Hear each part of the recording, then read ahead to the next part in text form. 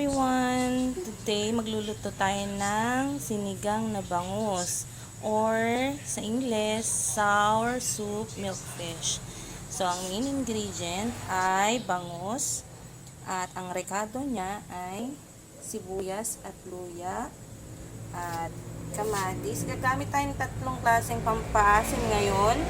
Kamatis, kamyas, at sampalok. Lalagyan din natin ng siling haba, talong, at talbos ng kangkong. So, ito ang kanyang mga ingredients. So, samahan nyo akong magluto ngayon ng aming ulam na panghapunan, tamang-tama sa maambon na panahon. So, ito nga palang sibuyas ko, ganyan yung paghiwa ko dahil lang sabi ng ate ko noon, I miss you Ate Fel, na tinuro niya sa akin na okay lang na ganyan yung hiwa ng sibuyas kasi kapag ka may sabaw daw yung lulutuin, okay lang daw yung ganyan, kalalaki. Hindi kailangang tagtarin ng pino. So, tara, samahan niyo akong magluto ng sinigang na bangus. Una, magpapakulo tayo ng tubig. Then, ilalagay natin ito, yung kanyang sibuyas at luya. Pakukulaan natin yan hanggang sa lumabas yung kanyang aroma bago natin ilagay yung bangus.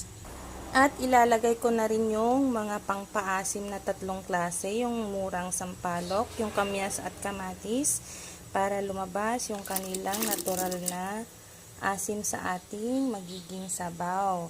Hindi po ako gagamit ngayon ng artificial na pampaasim dahil gusto ko puro natural lahat. Ito nga palang kamyas ay kinuha ko lang sa kanyang puno kanina.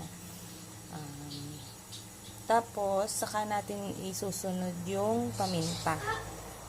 So, tatakpan muna natin para kumulo. Tapos, kapag medyo mga 5 minuto na siyang kumukulo, saka natin ilalagay yung ating bangus. Yun nga palang bangus ay nabili ko sa palengke sa halagang 160 pesos. Yan ay 3/4 na malaking isda. Isang piraso lang. 200 ngayon yung 1 kilo niyan. So, ayan. Takpan muna natin. So, ayan na mga moms. Kumukulo-kulo na siya. At yung katas ng mga pampaasim ay lumabas na. So, pwede na natin ilagay yung ating bangus. Yan. Ilalagay natin siya para maluto na rin. Tapos, hintayin natin siyang kumulo ulit bago natin siya timplahan ng asin. Takpan muna natin. So, ayan. Kumukulo na. Pwede na natin siyang lagyan ng pampalasa. Konting asin. At seasoning. Ito yung gusto kong ilagay. Wala akong magic sarap. Magic syrup or ginisa. Baka naman. So, hayaan muna nating humalo yung lasa nung ating nilagay na pampalasa. Nilagyan ko na nga pala kanina ng paminta yan, mga moms ha. So, maya-maya, titikman natin. Then, pwede na natin ilagay yung mga gulay niya. So, takpan muna natin. Ulit. So, ito nga pala yung aking anak na naghihintay na ng makakain dahil gutom na daw siya na galing sa school. Kaya, bibilisan na nating magluto. So, yan. Sa tingin ko, pwede na natin siyang tikman dahil humalo na yung ating inilagay na pampalasa.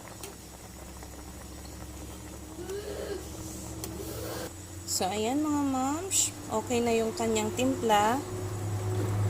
Pwede na natin ilagay yung ayan guys. Nilagay na natin yung talong at siling haba. So, hintayin muna natin siya na medyo maluto. Saka natin isusunod yung kangkong. So, tatakpan muna natin.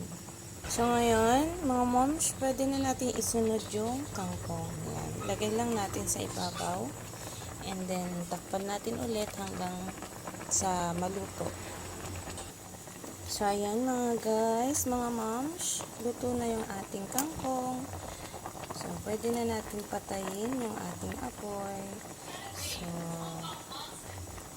ayan.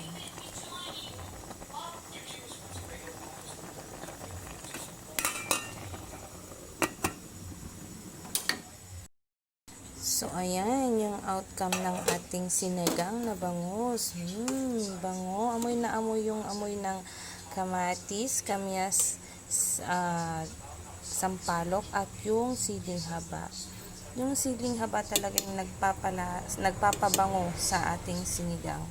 Napapansin nyo yun mga moms, di ba? So, salamat sa panonood. Hanggang sa muli. Bye!